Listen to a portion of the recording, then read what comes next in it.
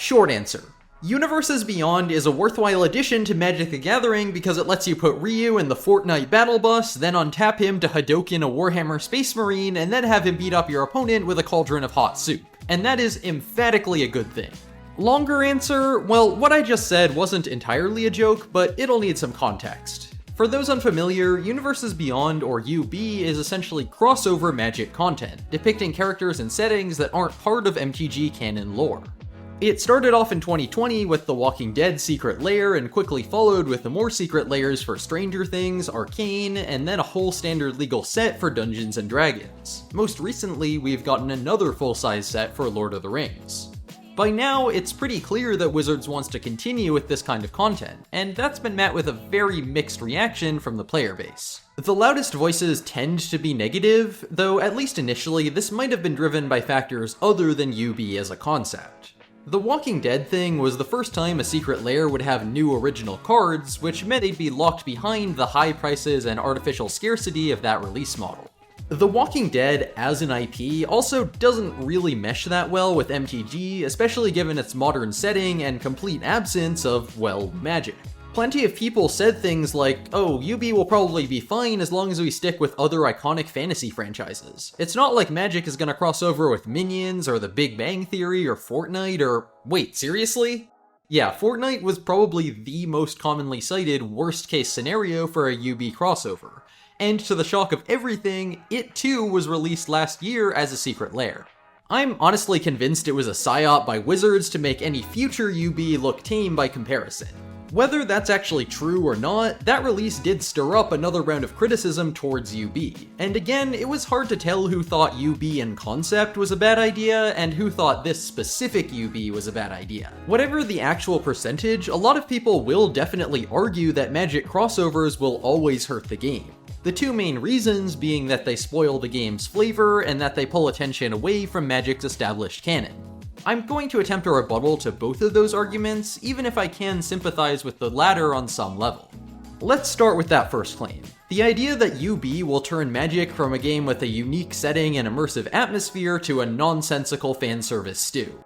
If you ask me, Magic has always been a nonsensical tropey fanservice stew, or at least has been for a while. Cards can be flavorful and make relative sense by themselves, but when it comes to their interactions, you'll be spitting in the face of either lore or basic logic probably around a dozen times per game. I mean, let's be real, you can have a frog scare its way through a wall, you can give a sword to a corrosive slime monster, kill a kraken by making it walk the plank, and watch Loki get his shit kicked in by a horseshoe crab. Those interactions are all silly, but once a game starts, they're very easy to ignore. And that's because most people don't imagine an actual well-defined conflict between the characters depicted on the cards. That's not to say the flavor and lore is unimportant. I doubt many people would play Magic if the cards had no art or flavor text, but it's mostly there for two reasons. One is to connect to a story that's mostly consumed outside of gameplay, and the other is to get people excited about playing a given card. In that respect, if a card is cool and evocative, it's doing its job. Universes Beyond cards serve that purpose by channeling the emotional power of a well-known property. You could argue that's cheap because Wizards didn't come up with those properties themselves, and that's true, but it's honestly not so different from how most cards are designed. Magic has always been a mashup of just about every fantasy trope there is. The game started with classics like elves and goblins and dragons, then reached into adjacent subgenres like gothic horror, kaiju, steampunk, and cyberpunk. Over the years, we have seen some fairly original concepts, and some genuinely interesting story arcs unfold as characters and settings change over multiple expansions, but again, those stories exist outside the game. This might be hard for some Vorthos players to hear, but the cards themselves are basically action figures. They can reference the canon, but they will never replicate the canon. They can capture the feel of canon a little in formats like Limited, with multicolor archetypes representing in-world factions, but UB will only mix with canon cards in Eternal formats like Modern and Commander. Decks in those formats pull from so many sets that any quote-unquote narrative portrayed in the gameplay is a scattershot fever dream that can only evoke the world of Magic in an extremely abstract sense. Once you're playing 4 Chandras at a time and a bunch of actors who can replicate a scene so well they summon a world-ending horror from beneath the sea, is it really that hard to imagine the Warhammer universe as another one of Magic's planes? Obviously, some people might agree to disagree, but to me, crossover cards don't really pull me out of the atmosphere because there really isn't much atmosphere to be pulled out of.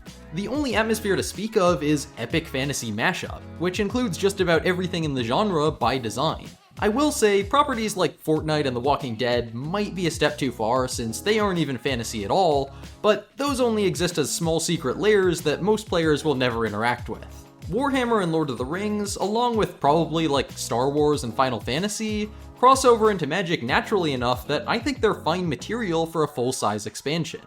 But this brings me to the second common criticism of UB, that it draws attention away from fan-favorite settings and characters in favor of crossovers that don't really enrich the world of either property.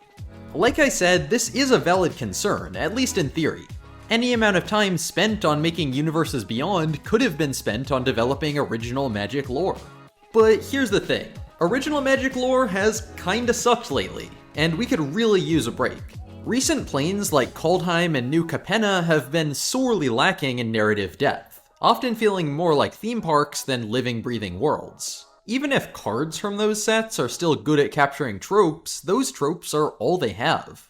Drafting the Lord of the Rings set showed me what it was like to see a world with actual depth and emotional weight on Magic cards. Now, is it fair for me to pit a quarterly release designed to be told in one-sentence quips against the most influential fantasy story of all time? Absolutely not. But again, we need a break. WotC is already spreading itself thinly enough creatively, so they should be offloading some of that creative burden to established IPs.